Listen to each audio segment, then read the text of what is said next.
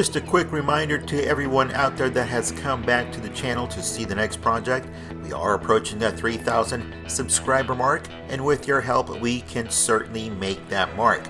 Thank you everyone who has followed on their phone and on their laptops, and of course, the prize at the end of this giveaway is going to be one of these two capes. You'll have to choose whether you want the blue or the black one.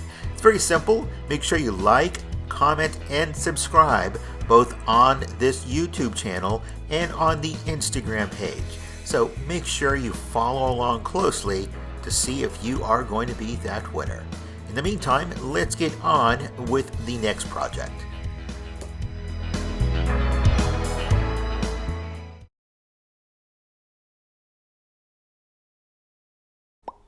So this is my version of Jason Todd Robin, and of course never wore this outfit, but this is the list of items we need. We need a red hood, a green lantern or the dawnbreaker, and a custom sculpt, a custom cape, and of course we're gonna do some custom painting.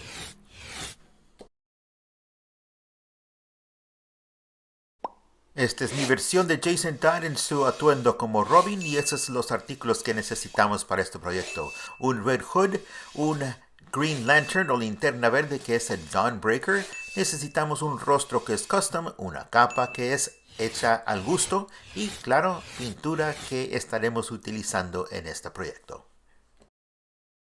Keep in mind that this is only a version of what I had in mind for a Jason Todd as Robin. Your version can totally differ from this, so it's just an artistic idea for you to base off of and create your own version of this character. Whether or not he wore this costume is not the point.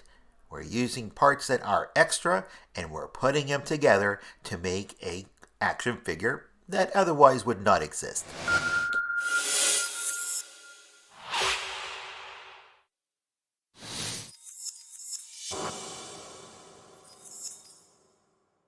So disassembling is going to be essential here, obviously, because we're borrowing parts from other figures.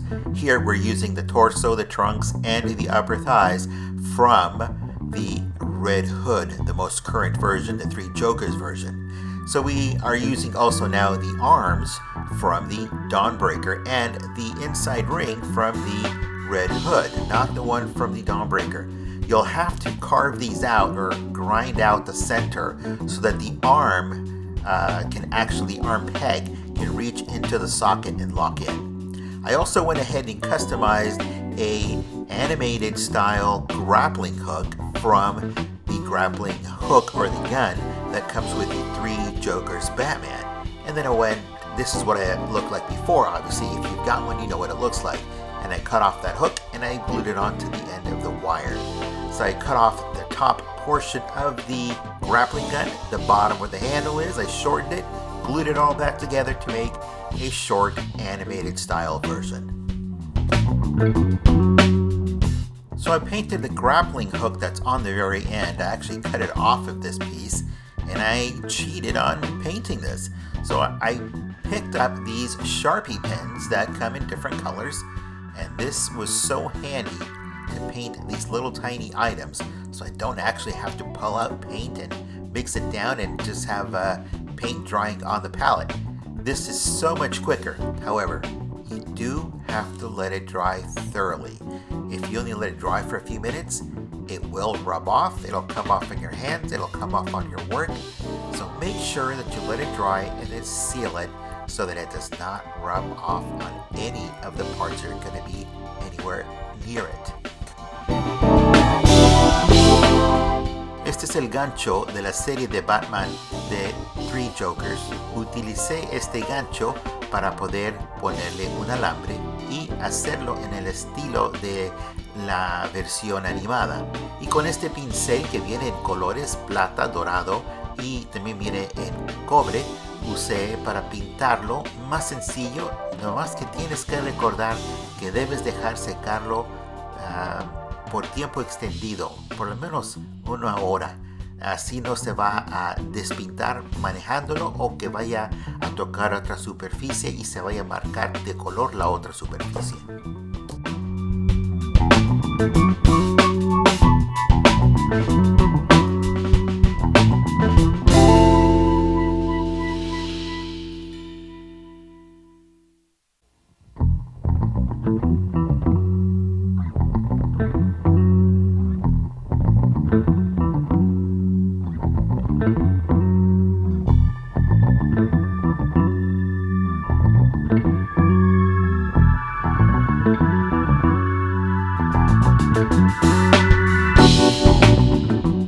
So this is the finished animated style grappling gun, and it's got the red buttons just like the cartoon did, and that black wire makes all the difference in animating that grappling hook on the end. So let's get back to disassembly for just one moment. I did have somebody ask me, how do you remove the pegs out of the body to swap out parts? This is what I want to show you. As this is the Domburger that I used, and as you noticed, I robbed him of his arms and of his boots. Well, the boots are attached with pegs to the knees, and I took the entire piece along with the kneecap all the way up to the thigh. So we are going to heat up the plastic to remove those pegs. Let me show you how it's done. It's best to see it instead of just explaining it.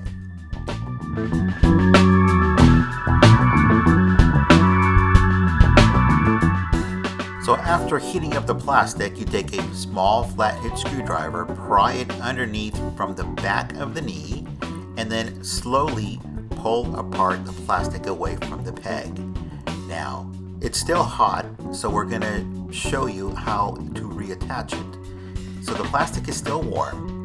Reinsert the peg. At this point, the plastic on the peg would actually be hardened, and the plastic on the lid would be the one that is heated, so it's softer.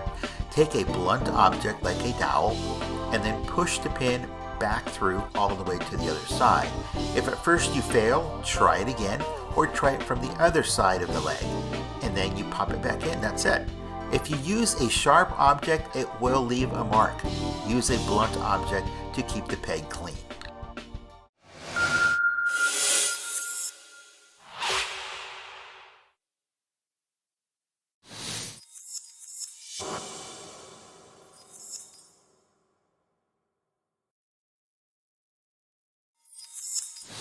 So we want our red here to be a metallic red. Now as a base we're going to use black and then spray a silver on top of that to give it that metallic look. Queremos que este torso que es de Robin sea de un rojo que es metálico, más lustre que tenga. La base será un color negro y sobre ese pintaremos con plata para darle el toque metálico que necesita este color rojo. So I did not plug that hole in the back as there's a cape that is going to cover that. No cerré la perforación que tiene atrás el hueco porque hay una capa que va a cubrir todo eso. So we're going to be using the Vallejo brand, and it's going to be a silver. And we're only going to spray silver onto the red. Nothing else is going to be painted. Now, if you're going to be doing this, you make sure that you actually sand out the inside of the torso, the upper part, so that when you actually pose a figure, it does not scuff up your paint. So it's important to do this before you get to this stage. Ahora vamos a utilizar la marca Vallejo, la pintura el color plata, y solamente pintaremos el torso. Recuerda que si llegas hasta este punto y es lo que quieres hacer, necesitas remover el abdomen del torso de arriba del pecho y lijar adentro sobre el abdomen y adentro arriba donde se conecta con el pecho, porque de otra manera al hacer las poses vas a tallar la pintura del abdomen y vas a entonces marcar o remover pintura. Haz eso antes de pintarlo con plata.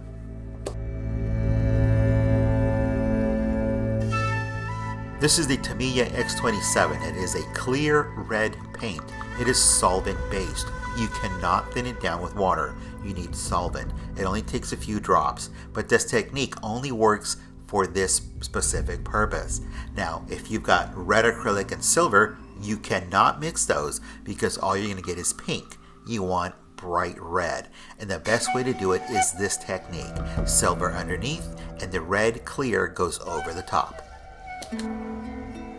Ahora pintamos el plateado con Tamiya X27 y este no lo puedes diluir con agua. Necesitas tener otro líquido como thinner para poder diluirlo. No puedes mezclarlo con pinturas que son basados en agua. Y no pienses en mezclar rojo con plateado porque te dará un color rosa. Queremos un rojo subido, fuerte y que sea chillante. La mejor manera de hacerlo es con aerógrafo en esta técnica, plateado por abajo y el rojo por arriba. This Tamiya paint goes on like honey. It is thick and sticky, so it will attract any dust or lint in the air. Make sure you have an area that is completely clean so that as it dries, it doesn't pick up all that stuff in the air and it dries clean. It's a beautiful finish once you've got it right.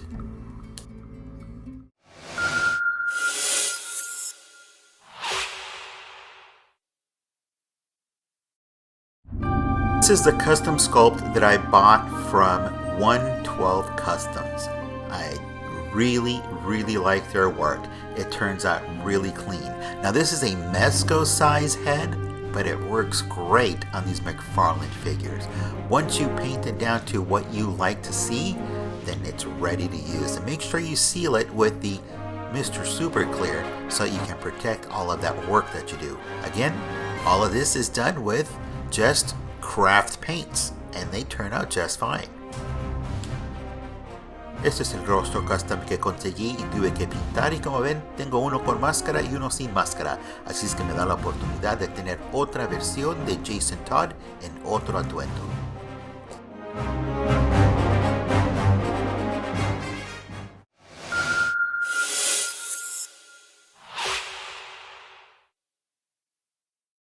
So I was really happy with the cape that I made for this Jason Todd Robin. Then I went ahead and fixed the cape on the first Robin that I did, the Tim Drake version. I just was never really happy with that clump cape, so I decided to redo this. If you want to see how I did a lot of this, you can refer to the video prior to this on cape making. Now I did the same process. I cut out my vinyl, I put in my paillon on the edges, then I ironed that down. Now I'm going to iron in a piece of yellow on the inside. Now this is not my favorite fabric for the yellow. I'm using it because I have it. I really want to get a different one. But those white strips that you see on the end, I've already ironed those in. This time I left the rods inside because I don't want them to stick together when I iron it. If I remove them, there's enough of the glue in there that if I iron it, it's gonna stick together and then I won't be able to put a wire in there.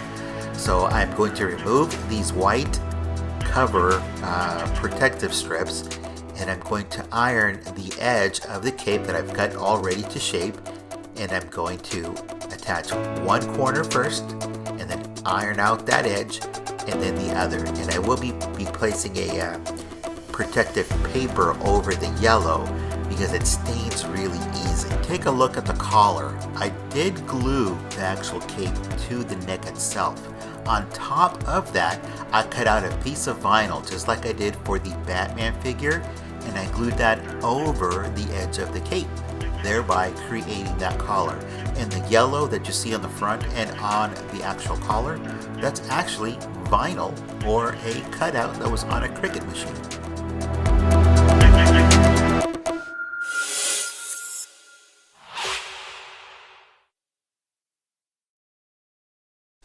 So let's recap the list of parts that we need. We need a red hood, the current version, the Dawnbreaker or Green Lantern, we need the arms and legs, and we need the custom sculpt from 112 Customs, a custom cape, and of course, some custom paint on the red torso.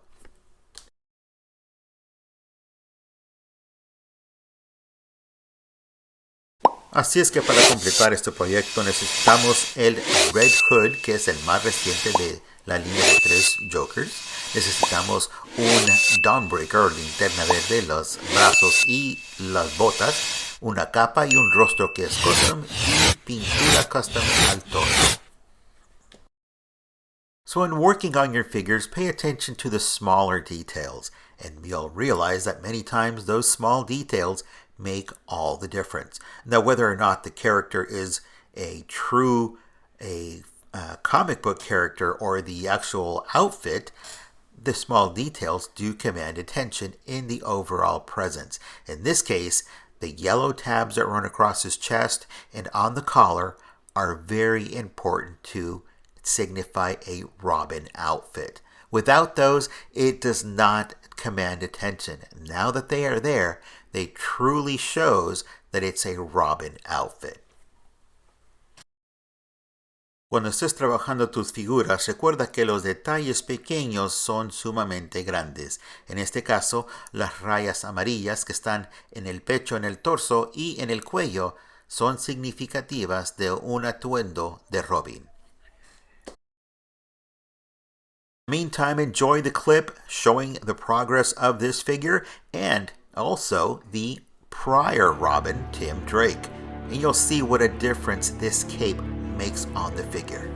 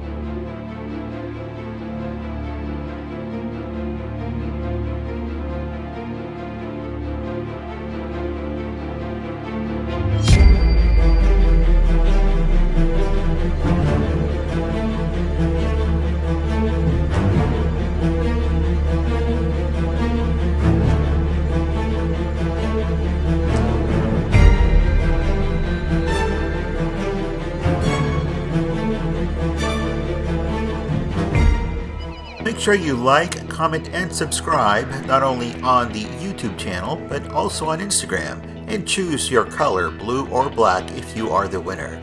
Recuerda que necesitas comentar y poner un like y suscribirte al canal de YouTube y en Instagram y seleccionar el color azul o el negro por si tú ganas esta capa. Y recuerda que esto termina al llegar a los 3000 suscriptores.